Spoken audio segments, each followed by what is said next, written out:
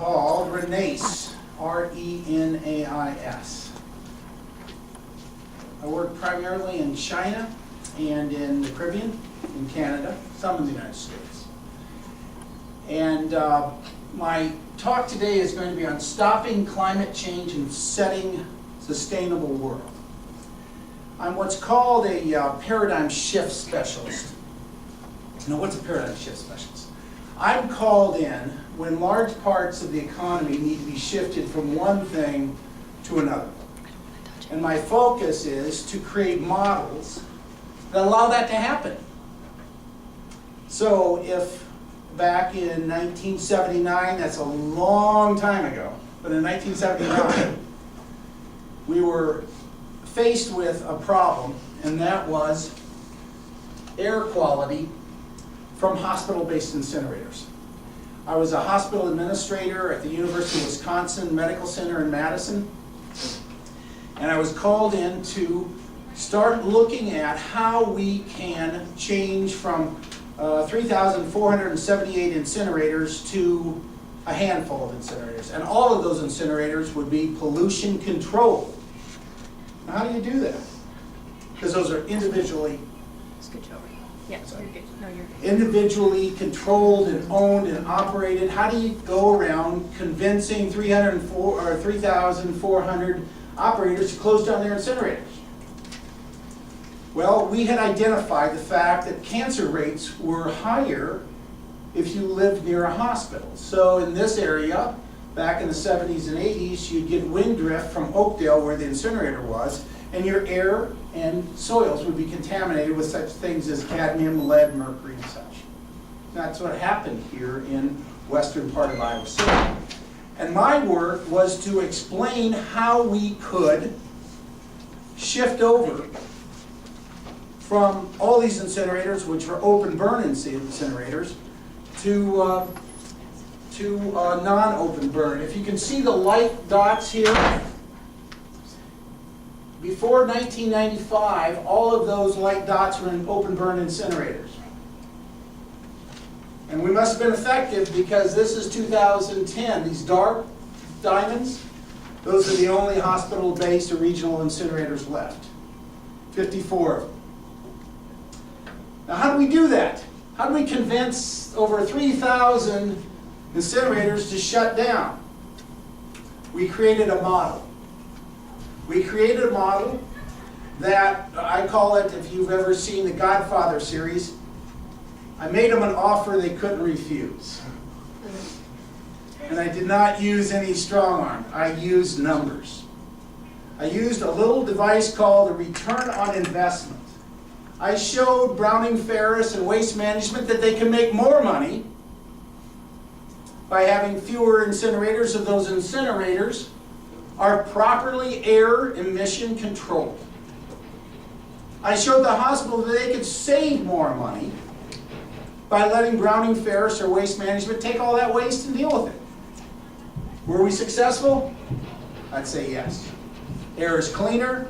Cancer rates around hospitals have declined.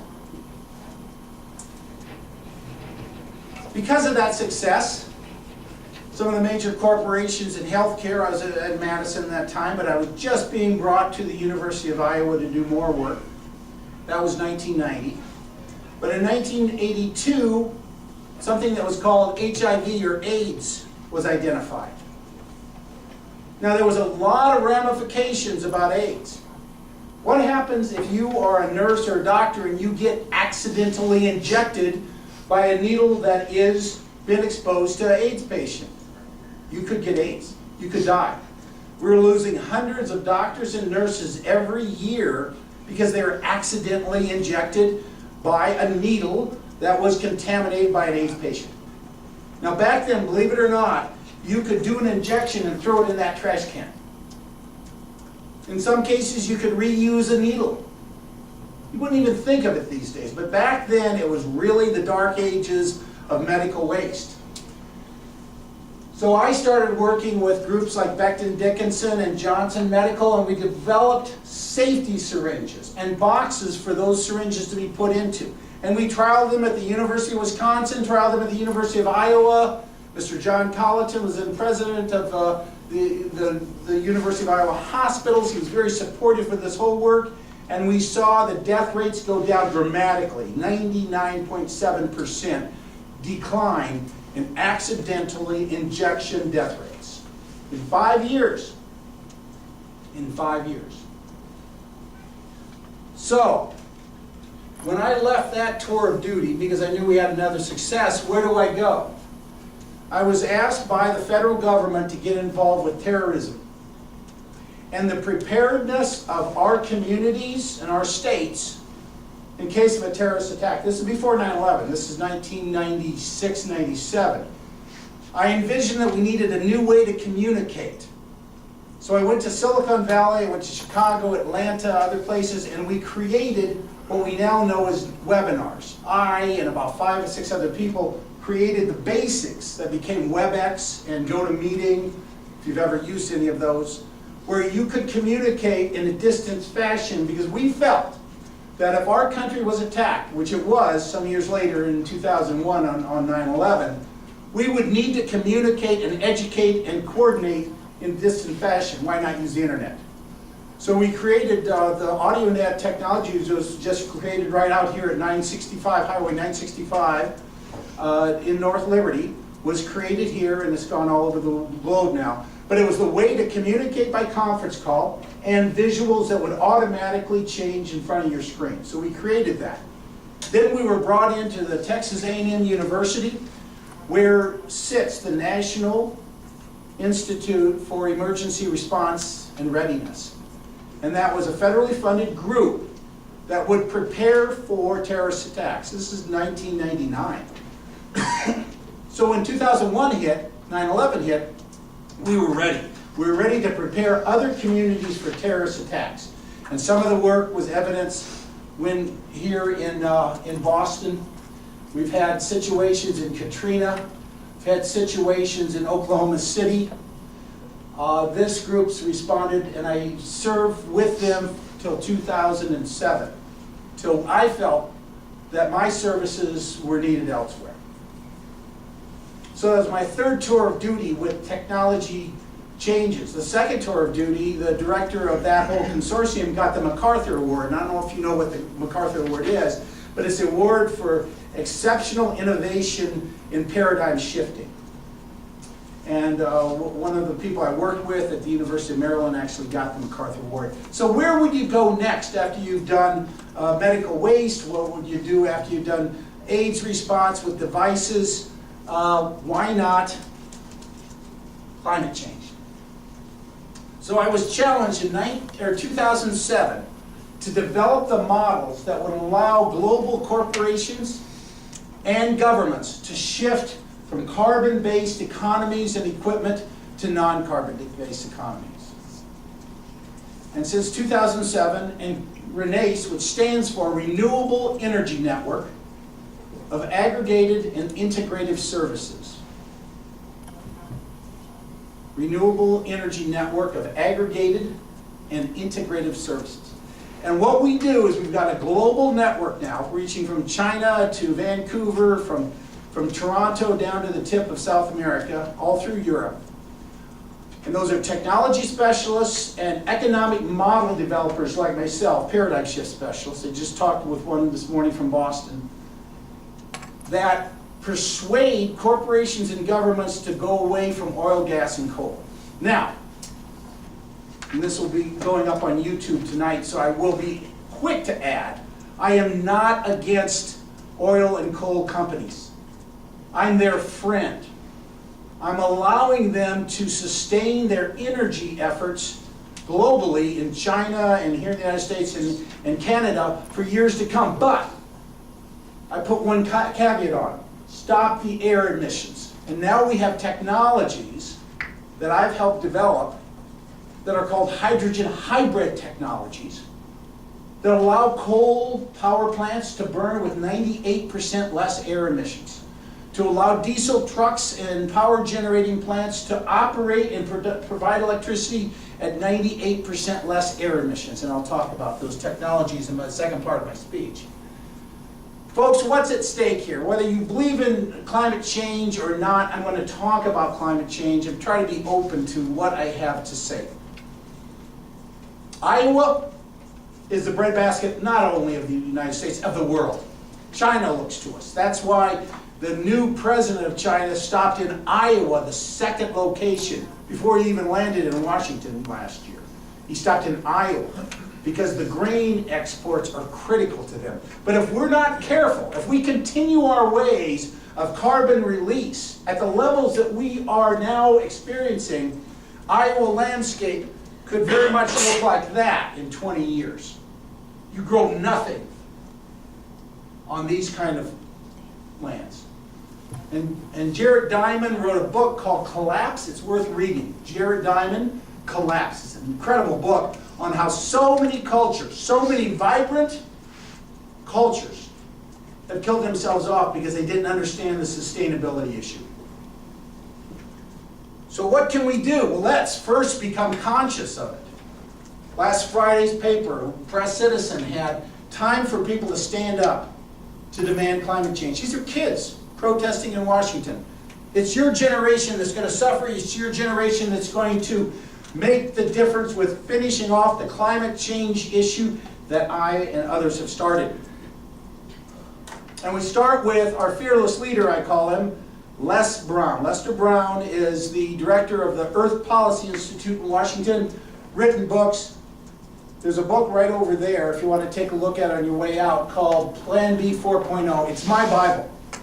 It lines out exactly what we need to do on planet Earth to allow it to be sustainable. But he's got other books. But Les Brown, I met with him at the inauguration in January. Incredibly insightful individual. Insightful individual. Some of the things that I'll be talking about today, what he has been promoting. But look at this, folks. The carbon dioxide emissions by region. This is the United States. This is Canada. You've got Mexico. Then you've got Europe, stabilizing through 2030. Actually, the carbon release in the United States is going down because we're now using natural gas instead of coal in our power plants, a lot of our power plants. But look at China, folks. The big threat isn't us, it is China. That's where the carbon release is going to occur over the next 20 to 30 years. We have to collaborate with them.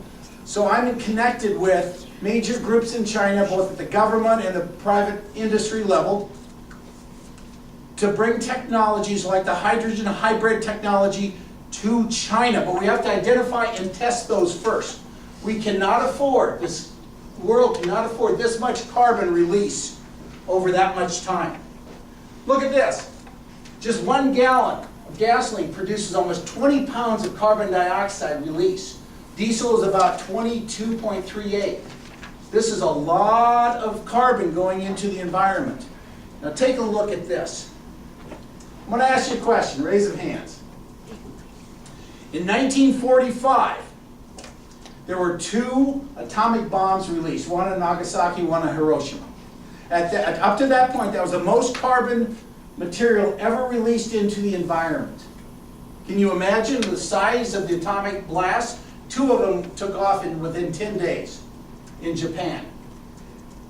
Equivalently speaking, how many atomic bombs, World War II era atomic bombs, go off every day to match the amount of carbon that we release into the environment every day? Show of hands. Is that 1,000 atomic bombs per day? Per day, every 24 hours I'm talking. Anybody got 1,000? Nobody's got 1,000? I'm going 1,000. Okay, thank you very much. We got 1,000. Okay, I'm really going to be risky. 10,000? That's unbelievable. Okay, there we go. A little more reasonable. 10,000, we're getting closer. I like your spirit though. How about 100,000? 100,000, we got a few stragglers saying 100,000. 100,000, okay. 1,000, 10,000, or 1,000, 10,000, or 100,000. Everybody's wrong. 346,000 atomic bombs. Who was closest? Who had the 100,000? There we go. We got prizes for you when you leave. 346,000 atomic bomb equivalents going off every 24 hours. That's 4 a second. 4 a second. You tell me that that much debris going into the environment is not going to affect the ozone layer, and that becomes the debate, whether it's in Washington or here in Iowa City. Folks, the ozone layer is only, I've got 380 here, but if you go, standing here up to the intersection of 380 and 80, you know where that is? It's just out and up. That's as thin, and I'm not saying thick, I'm saying thin as the ozone layer is, protecting our Earth.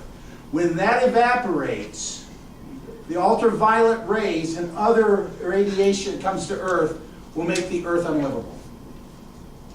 Now, isn't that a sobering thought? From here to the intersection of Highway 80 and 380, that's it.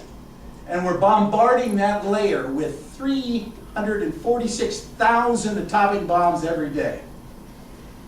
Can we sustain? The good news is we can sustain, because we're starting to get into the technology level of what we're doing. We've got incumbent and enhancement models in technology. That means give me coal, give me gasoline, give me diesel, but I'm going to put a hydrogen hybrid system on that and reduce or eliminate the air emissions. Or let's go into complete carbon-free models of technology. Electric cars powered by solar or wind. Thermal diesel or thermal fuel cells. We've got the technologies, folks, and we start with hydrogen hybrid, fuel additives, natural gas replacing coal and diesel, propane, all produce a lot less air emissions than just straight diesel and straight coal. We can get into that right now, and China is desperate to do that. Look at, if you've seen some of the smog issues in China, they could be destabilized politically just because of the air pollution issues that we heard about at the Olympics a couple of years ago. It's terrible.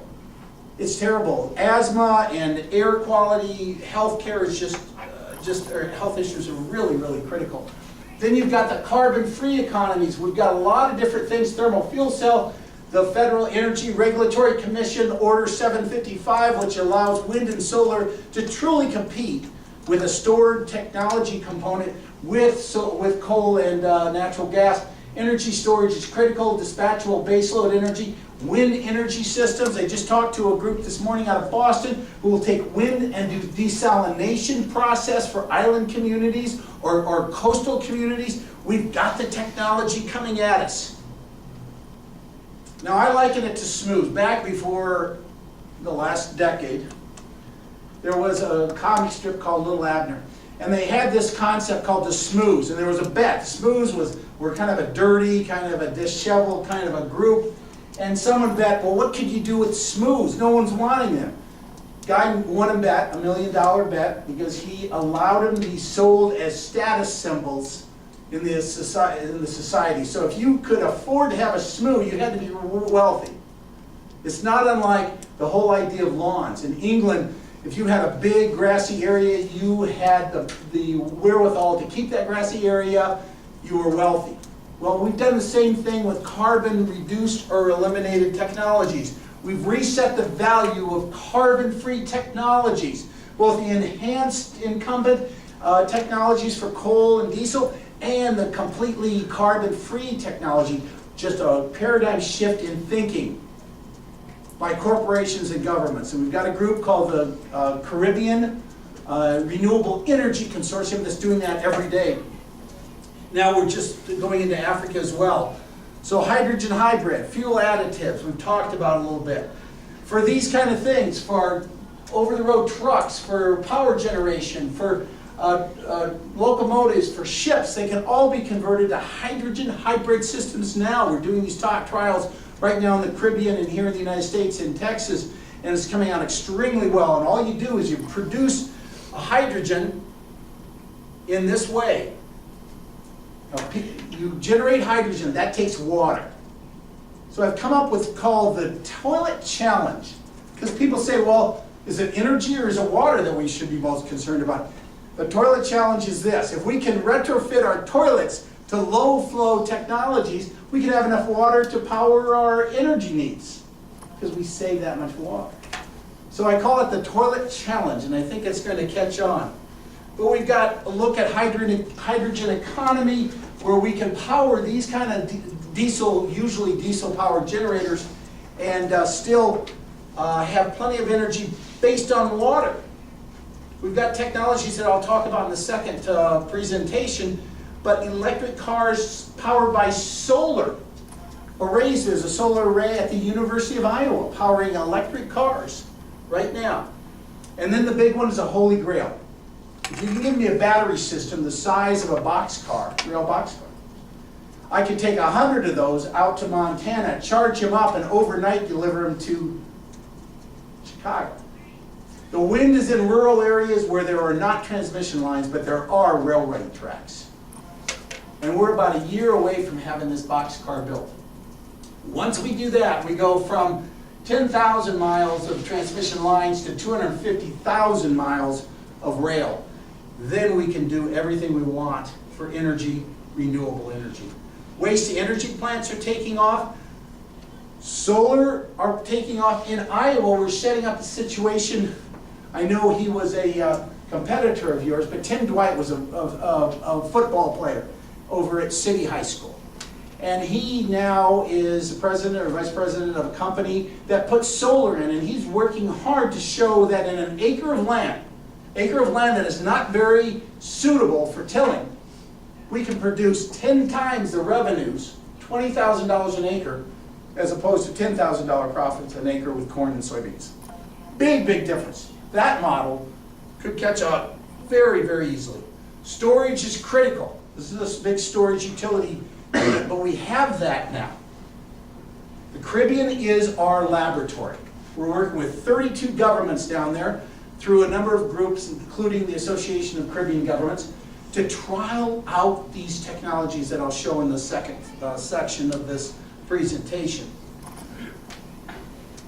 We've got orders from the Federal Energy Regulatory Commission to use and pay for appropriately renewable energy. Cell phone towers can be converted now to solar and wind right now as we speak. And there's 200,000 of those in the United States, 400,000 in India, 350,000 in China. Looking ahead, I just got correspondence last night from New Zealand. They're testing this unit, which is a thermal fuel cell, hot box, 1600 degrees Celsius, that can hold any amount of energy, something the size of this desk or the size of this room. And it can hold it with degradation of only 1% every 24 hours. What does that mean? That means you can put a solar panel on your roof on your home or your business, power into that box, and deliver baseload energy to that establishment or that residence right through the night. Folks, there's much to happen here, and I'll talk about the technology here in the second part of the speech. But we have to have carbon-free energy. It's a key to the future of global sustainability. We have to have good jobs. We have to have technological jobs. We have to have good paying jobs, but we can no longer afford to trade off the health of this globe for economic stability. It just isn't even in the cards. So if we could go ahead and stop the recording. This will go up on YouTube, and I'll make sure that you have a